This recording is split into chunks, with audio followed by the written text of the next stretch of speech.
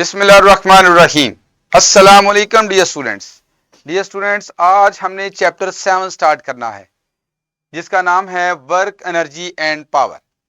और इसमें जो फर्स्ट नॉलेज हमारा है उसको टाइटल दिया है fundamentals of work and energy. तो बेसिकली इस नॉलेज के अंदर हमने वर्क की अंडरस्टैंडिंग करना है। इसमें जो एसएलओस हम कवर करेंगे, पहले एसएलओ में डिफाइन वर्क डन को डिफाइन करेंगे, और दूसरे एसएलओ में use the equation work done is equal to force into distance. लेकिन डिस्टेंस किस डायरेक्शन में? Moved in the direction of force, यानी ऐसा डिस्टेंस जो फोर्स की डायरेक्शन में मूव किया जाता है उसको हम फोर्स के साथ मल्टीप्लाई करेंगे और वर्क को कैलकुलेट करेंगे। यानी वर्क का फॉर्मूला हमारे पास F इंटू डी है। क्या है? F into D. लेकिन इसमें D क्या है? It is the distance moved in the direction of force. ठीक हो गया? इस फॉर्मूले को हम अंडरस्टैंड करेंगे और इसको यूज करेंगे टू सॉल्व द प्रॉब्लम्स को सॉल्व करने के लिए। तो आइए हम स्टार्ट करते हैं।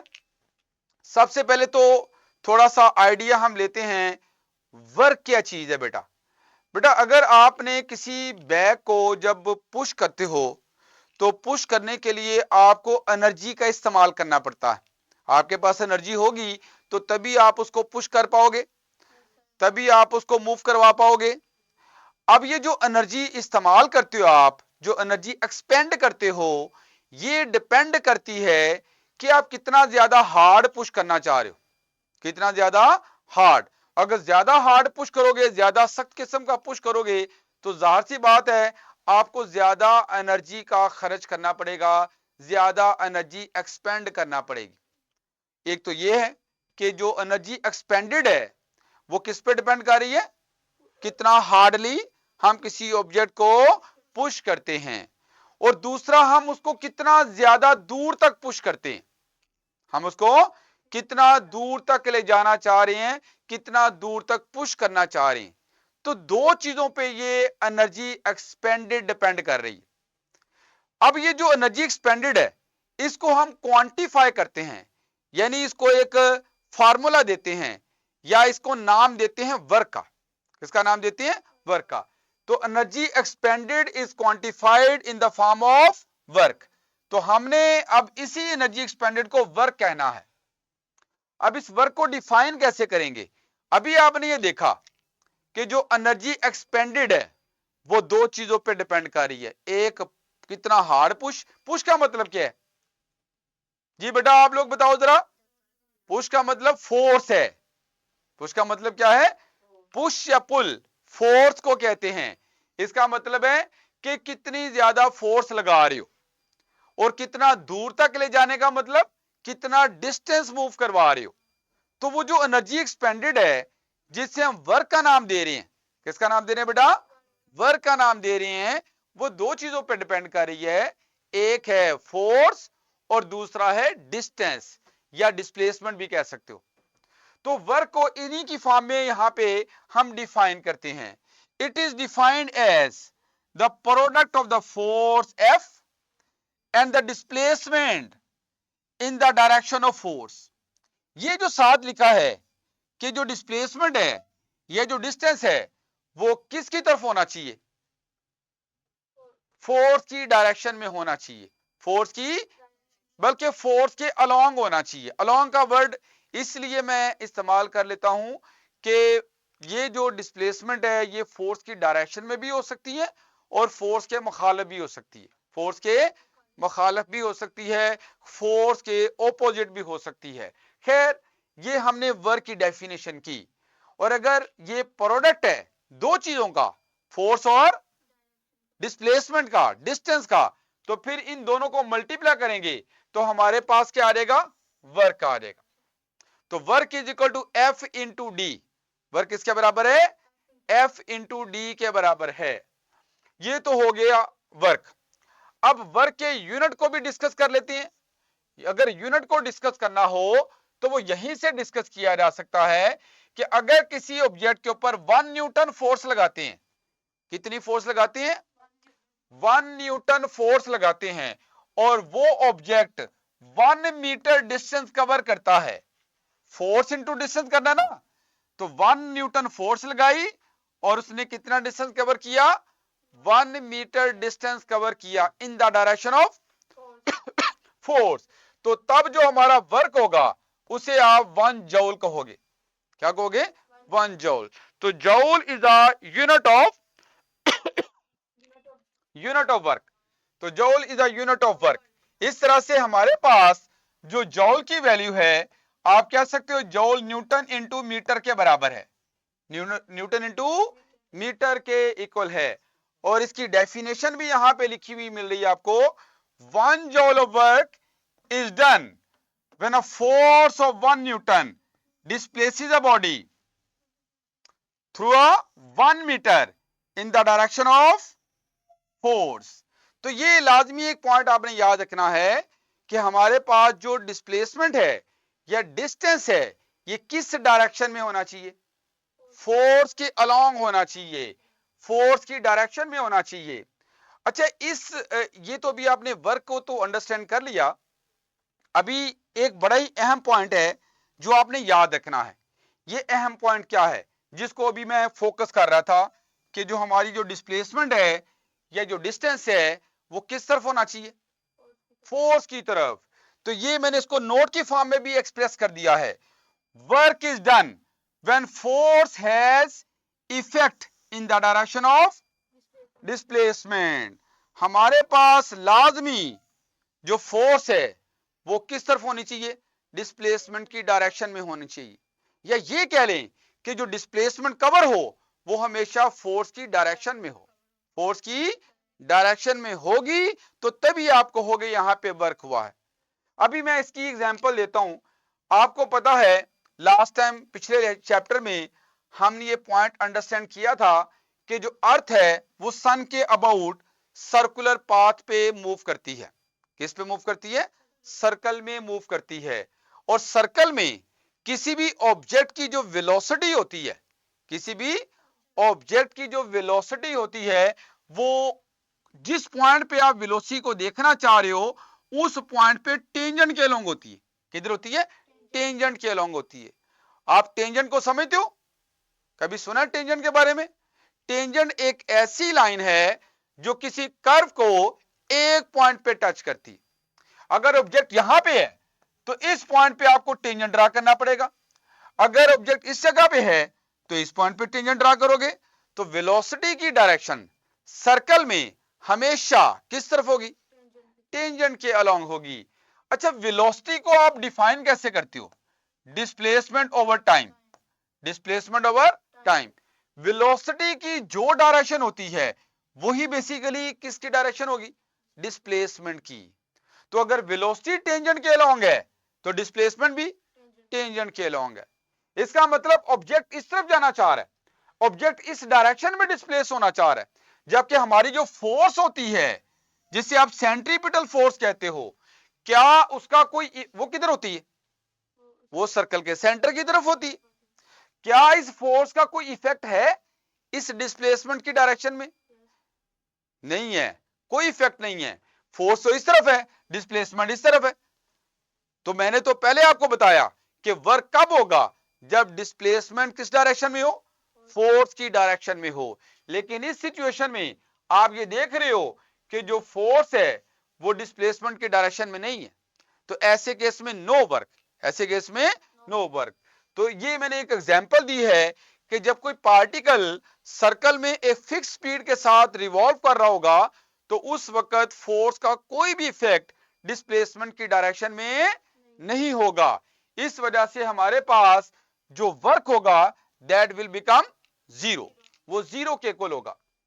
अब आते हैं ये जो फार्मूला हमने पढ़ा अभी, W is equal to F into D, force into distance. और डिस्टेंस किसके अलोंग है? फोर्स के अलोंग है, फोर्स के अलोंग है। इससे जरा डिस्कशन करते हैं कि अगर हम फोर्स को डबल कर दें तो बताओ वर्क पे क्या फर्क पड़ेगा? यहां से नजर आ रहा है कि वर्क जो है वो फोर्स के डायरेक्टली प्रोपोर्शनल है। अगर फोर्स डबल करोगे तो डेफिनेटली आपका जो वर्क है वो भी क्या हो जाएगा, वो भी डबल हो जाएगा। ऐसे ही अगर आप डिस्टेंस को हाफ करते हो तो बताओ वर्क पे क्या फर्क पड़ेगा, वर्क भी हाफ हो जाएगा। क्यों होगा, क्योंकि वर्क भी डिस्टेंस के डायरेक्टली, तो वर्क फोर्स के भी डायरेक्टली प्रोपोर्शनल है और डिस्टेंस के भी डायरेक्टली प्रोपोर्शनल है। तो ये पॉइंट्स यहां पे मैंने लिख भी दिए हैं। अच्छा, अब वर्क जो है वो जीरो कब होगा, अगर इनमें से कोई एक चीज भी जीरो हो जाए, एफ जीरो हो जाए तब भी वर्क क्या होगा, जीरो, या डी जीरो हो जाए तब भी वर्क जीरो हो जाएगा। आप मुझे बताओ कि अगर एक दीवार है, हम उसको पुश कर रहे हैं, क्या कर रहे हैं, पुश कर रहे हैं, तो बताओ उस केस में वर्क की वैल्यू क्या होगी, फोर्स तो लगा रहे हैं हम, फोर्स तो लग रही है, तो बताओ वर्क की वैल्यू क्या होगी, जीरो। क्यों, हाँ जी, जी बेटा जी आप बताओ जरा कि अगर मैं एक दीवार को, एक वॉल को पुश करता जा रहा हूं, तो इस पुश करने में वर्क की वैल्यू क्या होगी, जीरो। क्यों होगी डबल, बेटा, यहां पे डिस्प्लेसमेंट जीरो है, ऑब्जेक्ट मूव ही नहीं कर रहा। दीवार को मूव करवा रहे हो, दीवार को पुश करते जाओ, दीवार तो अपनी जगह से नहीं हिल रही। तो वर्क के लिए दो चीजें चाहिए, एक फोर्स और एक डिस्प्लेसमेंट, डिस्टेंस। तो डिस्टेंस इस केस में जीरो होगा, इस वजह से वर्क भी क्या होगा, जीरो होगा। तो पुशिंग द वॉल जो है उस केस में हमारे पास D zero, so work will be zero, even force जितनी मर्जी लार्ज हो। बेटा मेरी बात को समझियो, चलो ये पॉइंट भी आपने सीख लिया। अच्छा, अब नॉर्मली आप बैठे पढ़ रहे होते हो और पढ़ने में आप कहते हो बड़ा काम किया जी, ठीक है, 2 घंटे बड़े, कितना काम कर लिया, कितना ज्यादा पढ़ लिया, कितना वर्क किया हमने।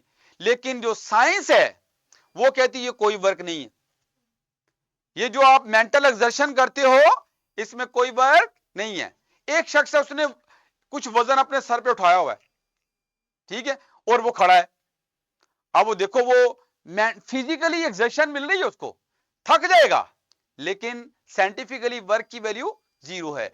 वर्क कब होगा, जब फोर्स और डिस्प्लेसमेंट दोनों की कुछ वैल्यू होगी।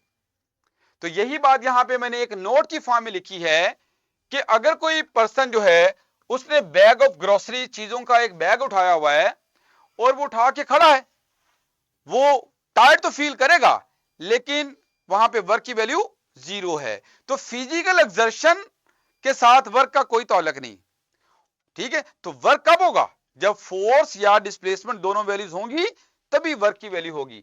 वैसे वर्क को हम डिफाइन करते हैं जब एनर्जी ट्रांसफर होगी, और एनर्जी ट्रांसफर करके आप ऑब्जेक्ट को मूव करवाओ, एनर्जी ट्रांसफर करके क्या करो, ऑब्जेक्ट को मूव करवाओ, तब यहां पे साइंटिफिकली वर्क की वैल्यू होगी।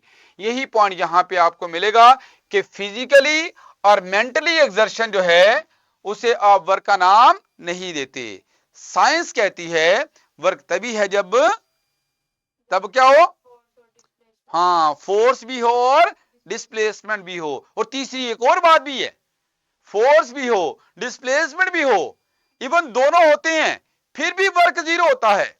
वो कौन सा केस है, ये क्या था अभी, इसमें डिस्प्लेसमेंट है क्यों नहीं है, टेंजेंट के लॉन्ग ऑब्जेक्ट जा रहा है और फोर्स भी है, दोनों चीजें हैं, लेकिन फिर भी वर्क नहीं है। तो क्यों नहीं है, क्योंकि फोर्स का कुछ भी इफेक्ट डिस्प्लेसमेंट की डायरेक्शन में नहीं है। तो तीन बातें आपने याद रखनी है, पहली फोर्स की वैल्यू भी होनी चाहिए, और दूसरा डिस्प्लेसमेंट भी हो, और तीसरा force must have some effect in the direction of displacement, तब आप कहोगे यहां पे वर्क हुआ है। तो साइंटिफिकली वर्क की अंडरस्टैंडिंग आपने की। अब हम आते हैं कि जो वर्क है ये पॉजिटिव भी हो सकता है और नेगेटिव भी हो सकता है। पॉजिटिव कब होगा और नेगेटिव कब होगा, इसको हम समझ लेते हैं। अगर हम, जैसे ये कोई पर्सन है, ये एक बॉक्स को पुश कर रहा है, तो पुशिंग इस तरफ हो रही है, और अगर हमारे पास देखेंगे तो ये बॉक्स मूव भी इसी डायरेक्शन में करेगा, इसका डिस्टेंस मूव भी इस तरफ होगा। तो जब आपके पास डिस्टेंस फोर्स की डायरेक्शन में कवर हो रहा हो, तो ऐसे केस में हमारा वर्क पॉजिटिव होगा, ऐसे केस में वर्क क्या होगा, पॉजिटिव वर्क होगा। तो तो वर्क पॉजिटिव हो सकता है जब फोर्स और डिस्प्लेसमेंट सेम डायरेक्शन में हो।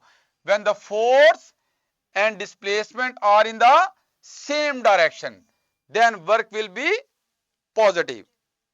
अच्छा, ये तो हमारे पास पुशिंग अप बॉक्स जो है, इस केस में वर्क तो पॉजिटिव हो गया, लेकिन किसकी फोर्स की वजह से? जो इस पर्सन ने लगाई। अब आते हैं, नेगेटिव वर्क भी पॉसिबल है। नेगेटिव वर्क कब होगा? जब फोर्स और डिस्प्लेसमेंट ऑपोजिट डायरेक्शन में हो। जब फोर्स और डिस्प्लेसमेंट ऑपोजिट डायरेक्शन में हो तो उस केस में हमारा जो वर्क है वो क्या हो जाएगा? नेगेटिव होगा। यहां पे मुझे बताओ, अगर एक तो इस पर्सन की पुशिंग फोर्स है जो कि लेफ्टवर्ड एक्ट कर रही है, लेकिन ये रोड के ऊपर पड़ा हुआ है, सरफेस के ऊपर पड़ा हुआ है, तो सरफेस की वजह से फ्रिक्शन है यहां पे। तो फ्रिक्शन हमेशा मोशन के क्या होती है? ऑपोजिट होती है। इसका मतलब यहां पे एक और फोर्स है, वो है फ्रिक्शनल फोर्स। वो हमारे पास राइट साइड पे है, लेकिन अगर बॉक्स को हम लेफ्ट साइड पे शिफ्ट कर रहे हैं तो डिस्प्लेसमेंट हमारी लेफ्ट साइड पे और फोर्स हमारी राइट साइड पे। तो ये कैसा केस बन गया जिसमें जो फोर्स है वो डिस्प्लेसमेंट के ऑपोजिट है। इसलिए इस केस में फ्रिक्शन की वजह से वर्क क्या होगा? फ्रिक्शन क्या बताओ? फ्रिक्शन डिस्प्लेसमेंट की डायरेक्शन में है या डिस्प्लेसमेंट के ऑपोजिट है? ऑपोजिट है। और यही बात मैंने नेगेटिव वर्क के लिए बताई है कि जब भी फोर्स और डिस्प्लेसमेंट ऑपोजिट होंगे तो उस वक्त वर्क की वैल्यू नेगेटिव होगी। जब फोर्स और डिस्प्लेसमेंट सेम डायरेक्शन में होंगे तो उस वक्त वर्क क्या होगा? पॉजिटिव होगा। तो यहां पे मुझे बताओ, इस ऑब्जेक्ट की पुशिंग फोर्स का वर्क क्या है? Oh positive. और यहां पे फ्रिक्शन की वजह से जो वर्क है वो क्या है? एक ही वक्त में आपको दो वर्क यहां पे डिस्कस करने को मिल गए। ठीक है, पुशिंग फोर्स की वजह से वर्क पॉजिटिव है और फ्रिक्शन की वजह से वर्क नेगेटिव है। यही बातें जरा यहां भी करते हैं। हमारे पास एक बॉक्स है, हम उसको क्या करते हैं? ऊपर की तरफ लिफ्ट कर रहे हैं, उठा रहे हैं। अब मुझे बताओ, लिफ्ट करने के लिए मुझे क्या करना पड़ रही है? फोर्स लगाना पड़ रही है। मेरी लगाई गई फोर्स की वजह से बताओ वर्क पॉजिटिव होगा या नेगेटिव होगा? पॉजिटिव होगा, क्योंकि मेरी फोर्स किधर लग रही है? ऊपर की तरफ। और डिस्प्लेसमेंट किधर हो रही है? वो भी ऊपर की तरफ। तो दोनों चीजें सेम डायरेक्शन में आ गई, इसलिए वर्क होगा पॉजिटिव। लेकिन अगर मैं यहां पे ग्रेविटी को कंसिडर करूं तो ग्रेविटी तो डाउनवर्ड होती है और आप इसको किधर डिस्प्लेस कर रहे हो?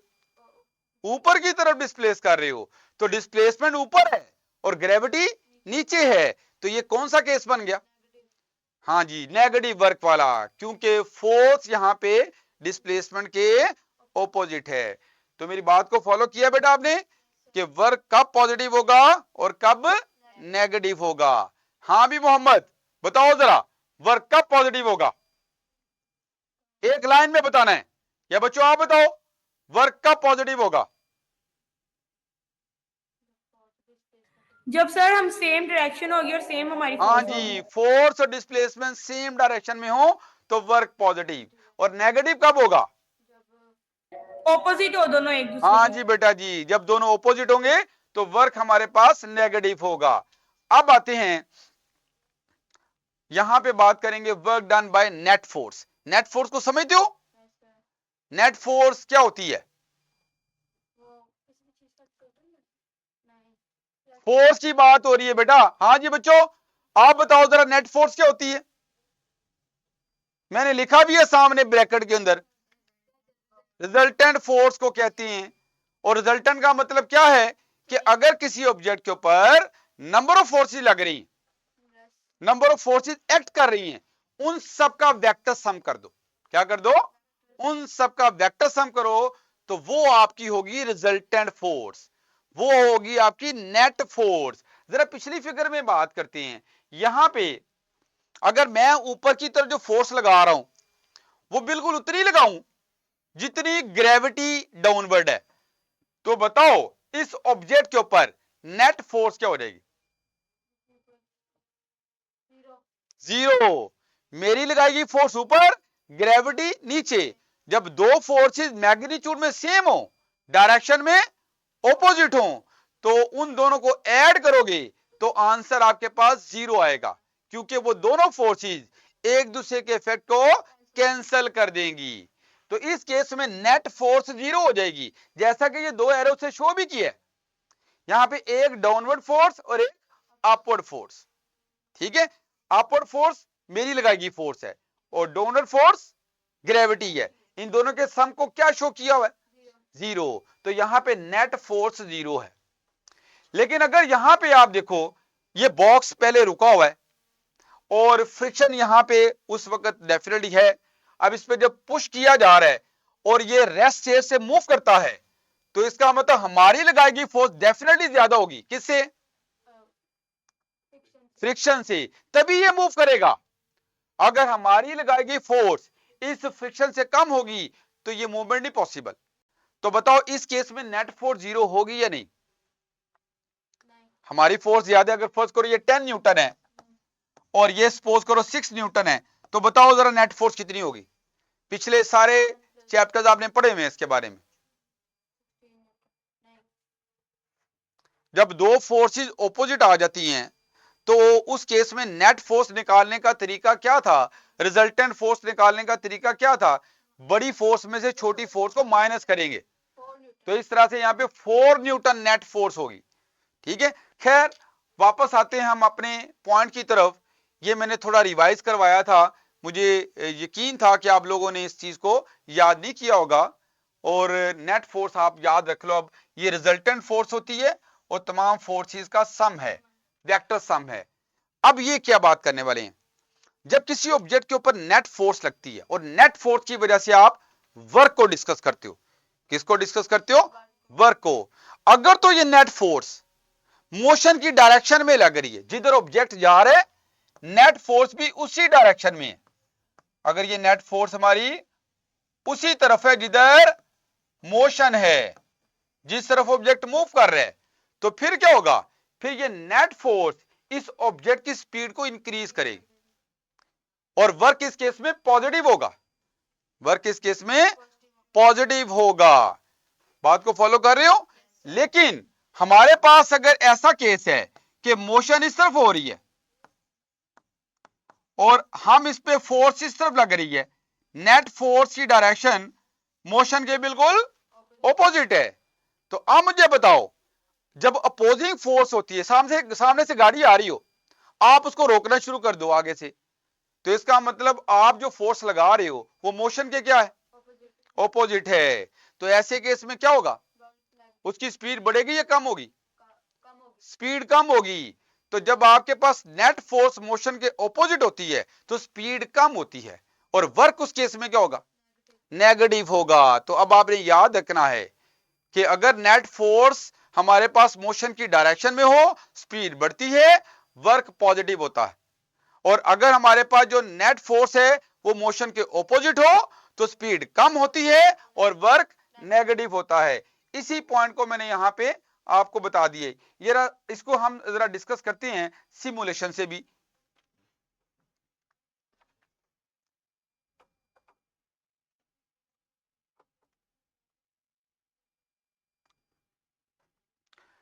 जी बच्चों, ये जरा देखो, इसमें स्टार्ट करो। पहले हम इसकी अंडरस्टैंडिंग करते हैं। ये सिंपल सी मैं तो सिर्फ इसमें जो हमारे लेवल की बातें हैं उस पर फोकस करूंगा। इसमें हम देखते हैं कि फोर्स की वैल्यू हमने कितनी सेट की है? 20 न्यूटन। इनिशियली वेलोसिटी जीरो का मतलब ये ब्लॉक रेस्ट पे है, ब्लॉक इस पे रेस्ट पे है। और यहाँ पे ये फ्रिक्शन वगैरह को हमने जीरो लिया हुआ है। और मैथ चलो वो 2 kg लिखी हुई है, उसकी जरूरत नहीं है आपको। अब हम क्या करते हैं कि अगर मैं इस पे इसको रन करता हूं तो आप ये देखोगे कि इस फोर्स की वजह से ऑब्जेक्ट क्या कर रहा है? मूव करता जा रहा है। और जहां भी इसको रोकोगे वहां तक अगर आपने वर्क को कैलकुलेट करना हो तो कैसे कैलकुलेट करोगे? बताओ कितना डिस्टेंस मूव किया है? हाँ, 17.1 मीटर। और फोर्स कितनी है? हाँ, तो इन दोनों को क्या करेंगे वर्क निकालने के लिए? मल्टीप्लाई कर देंगे, F इंटू डी। और मल्टीप्लाई करोगे तो आपके पास जो है वो क्या आ जाएगी? यहाँ पे वर्क आ जाएगा। अच्छा, एक और बात बताओ कि यहाँ पे पहले स्पीड जीरो थी, अब स्पीड क्या हुई है? बढ़ गई है, स्पीड ये तो स्पीड है बेटा, फोर्स तो इधर है, फोर्स 20 न्यूटन है, आपने 20 को 17 से मल्टीप्लाई करना, 20 को 17 से मल्टीप्लाई करोगे तो फिर वर्क आएगा, जबकि ये स्पीड है, ये स्पीड का बढ़ना बता रहा है कि यहां पे वर्क पॉजिटिव है, वर्क यहां पे क्या है, पॉजिटिव है। अच्छा, अब अगर मैं इसको दोबारा रिफ्रेश करता हूं,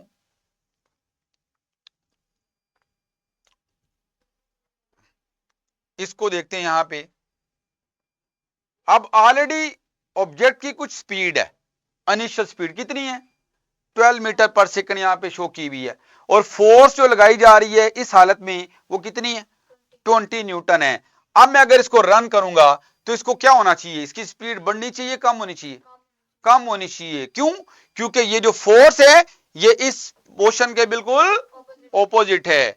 इसको रन करते हैं और आप देखोगे कि कुछ देर के बाद ये रुक जाएगा, और जितना भी वर्क किया है, अगर इस वर्क को कैलकुलेट करना चाहें तो उसके लिए क्या करना पड़ेगा, किसको, फोर्स कितनी यहां पे नजर आ रही है आपको, फोर्स कितनी है 20, और डिस्प्लेसमेंट कितनी है 7.2, इन दोनों को मल्टीप्लाई करके आप वर्क निकाल लो। लेकिन ये वर्क पॉजिटिव होगा या नेगेटिव होगा, ये वर्क नेगेटिव होगा।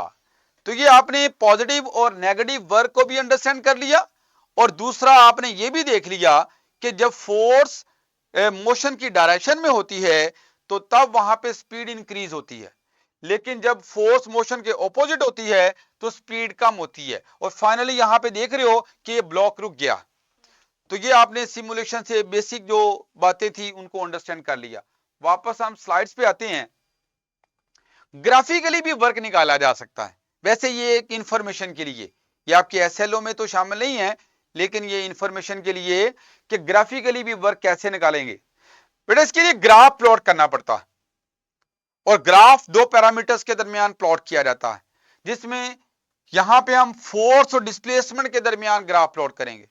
फोर्स को हम ड्रा करेंगे वाई एक्सिस के लॉन्ग लेंगे, और डिस्प्लेसमेंट को एक्स एक्सिस के लॉन्ग।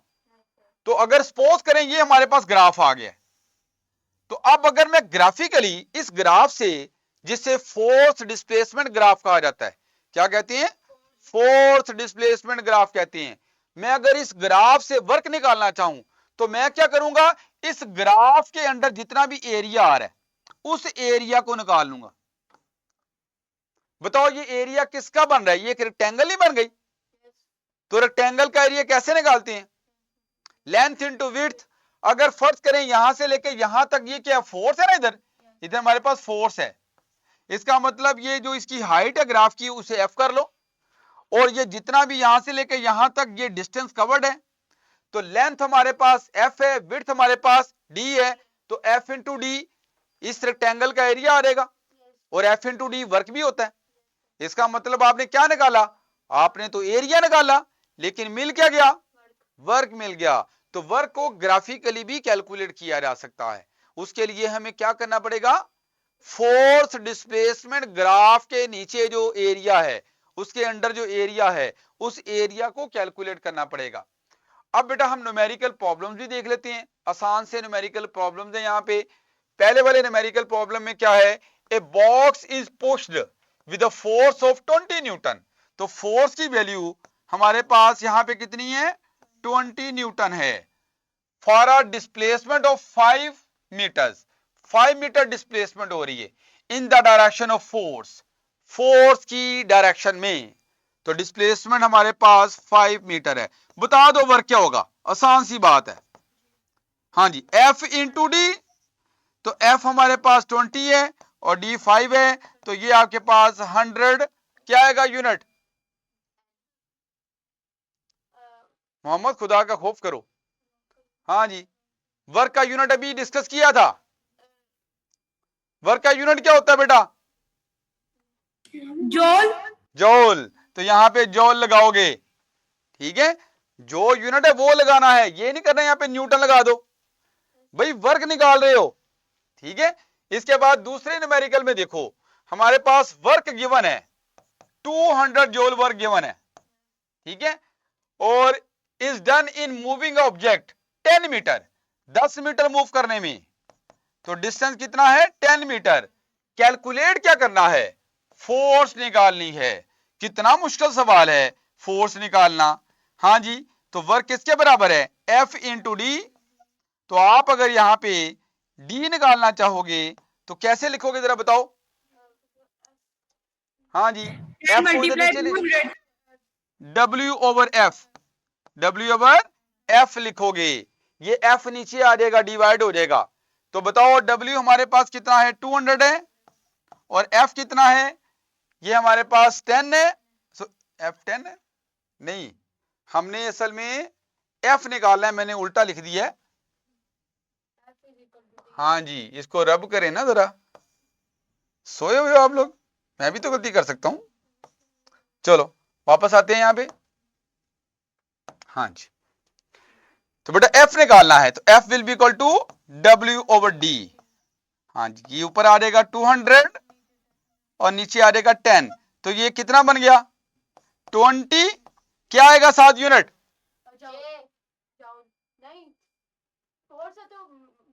न्यूटन। फोर्स निकाल रहे हैं, न्यूटन आएगा 7। ठीक है भाई, देखना है जो कैलकुलेट कर रहे हैं उसी का यूनिट लिखना है। ठीक हो गया बेटा।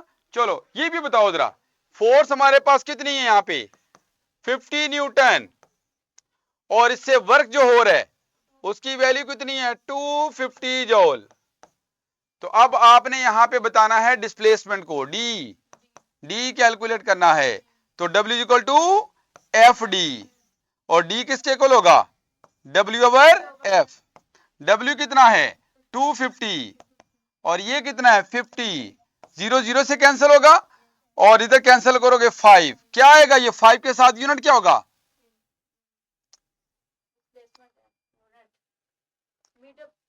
मीटर।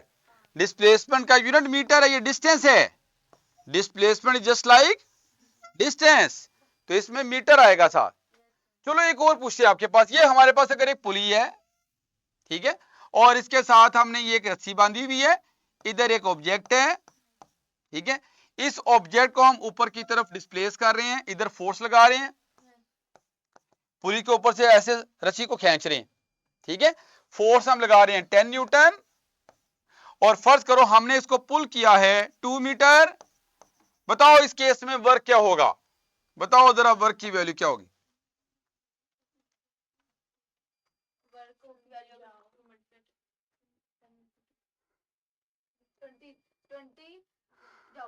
जी बेटा आप भी बताओ जरा, इस केस में वर्क क्या होगा, 20 joule. हशाबाशी। बेटा मुझे ये बताओ, ये जो फोर्स है क्या इसका कोई इफेक्ट है इस डिस्प्लेसमेंट की डायरेक्शन में, नहीं है, कोई इफेक्ट नहीं है। ये वही केस है जब सर्कल में एक पार्टिकल मूव कर रहा था, उस वक्त डिस्प्लेसमेंट टेंजेंट के लॉन्ग और फोर्स सेंटर की तरफ, इनके दरमियान एंगल 90। याद रखो जब भी फोर्स और डिस्प्लेसमेंट के दरमियान एंगल 90 आ जाएगा तो उस वक्त फोर्स का कोई भी इफेक्ट डिस्प्लेसमेंट की डायरेक्शन में नहीं होगा। तो ऐसे केस में जो वर्क की वैल्यू है वो जीरो होगी, क्या होगी, जीरो। तो ये पॉइंट आपने याद रखना है। मैं अगर एक चीज को उठा के लेके जा रहा हूं, ठीक है, मूव कर रहा हूं, अब ग्रेविटी किधर लग रही, और डिस्प्लेसमेंट मैं हॉरिजेंटली कर रहा हूं, बताओ इस केस में वर्क क्या होगा, जीरो, क्योंकि डिस्प्लेसमेंट इस तरफ है, displacement horizontal, gravity downward, force नीचे, तो ग्रेविटी की वजह से अगर वर्क देखोगे वो जीरो होगा, क्योंकि एंगल कितना बन गया 90। क्योंकि ऐसे केस में जो फोर्स है उसका कोई भी पार्ट डिस्प्लेसमेंट की डायरेक्शन में नहीं होगा, और जब भी फोर्स का इफेक्ट डिस्प्लेसमेंट की डायरेक्शन में नहीं होगा तो फिर उस केस में उस फोर्स का वर्क करने में जो कंट्रीब्यूशन है वो क्या हो जाएगा, जीरो। तो ये पॉइंट आपने सीख लिया। अब आते हैं मल्टीपल चॉइस क्वेश्चन की तरफ। Which of the following best defines work done by a force on the object. जी बेटा पहला एमसीक्यू क्या है, the distance moved by the object in the direction of force, क्या वर्क डिस्टेंस है, work is not a distance, work is a product of force and distance, ठीक है, इसका मतलब ये वाली चीज क्या हो जाएगी फिर लुकमान, गलत हो जाएगी। अब दूसरी तरफ आ जाओ, the energy transfer to the object, गलत। मैंने अभी आपको समझाया था कि मेंटल एक्सर्शन, फिजिकल एक्सर्शन, हम इनको वर्क का नाम नहीं देते। वर्क कब है? जब एनर्जी ट्रांसफर होती है। Work is basically transfer of energy. Work क्या है? ये लाइन भी याद रखनी है आपने। Work is basically transfer of energy, energy का ट्रांसफर है। आप जब एक ऑब्जेक्ट को पुश देते हो तो you are delivering energy, you are transferring your energy to the object. तो आप अपनी एनर्जी ऑब्जेक्ट को दे रहे हो, ठीक है? तो तभी वो मूव कर रहा है, तभी उसने कुछ डिस्टेंस कवर किया है। तो इसलिए याद रखो यही स्टेटमेंट हमारी बिल्कुल ठीक है, ठीक है? आगे देखो, आगे क्या लिखा है? Work is a product of force and time. हाँ भी, क्या वर्क फोर्स और टाइम का प्रोडक्ट है? नहीं, work is a product of force and displacement, force and distance. तो ये गलत हो गया। दूसरा है product of force and displacement when they are perpendicular. हाँ जी, जब परपेंडिकुलर होंगे फोर्स और डिस्प्लेसमेंट तब तो वर्क होता ही नहीं, ठीक है? तो असल डेफिनेशन यहां पे फिर बी ऑप्शन करेक्ट होगी। आगे बताओ, when is work done on an object, कब वर्क होता है? When the object is stationary. अगर ऑब्जेक्ट स्टेशनरी है तो उस केस में डिस्प्लेसमेंट क्या होगी? डिस्प्लेसमेंट क्या होगी उस वक्त? स्टेशनरी का मतलब क्या होता है? और रुका हुआ, रेस्ट। तो जो चीज रेस्ट पे है इसका मतलब उस पर किसी किस्म का डिस्प्लेसमेंट ही नहीं है, तो वर्क भी जीरो। अच्छा नेक्स्ट, इसका मतलब ये वाली बात तो गलत है फिर। When force causes displacement in the direction of force, ये बिल्कुल ठीक है। जब फोर्स डिस्प्लेसमेंट प्रोड्यूस करे अपनी डायरेक्शन में तो तब वर्क होगा। चलो ये बाकी जो है वो आप लोग खुद एक दफा देख लोगे। तो आज का लेक्चर यहां पे इख्तिताम को पहुंचता है। Thank you very much.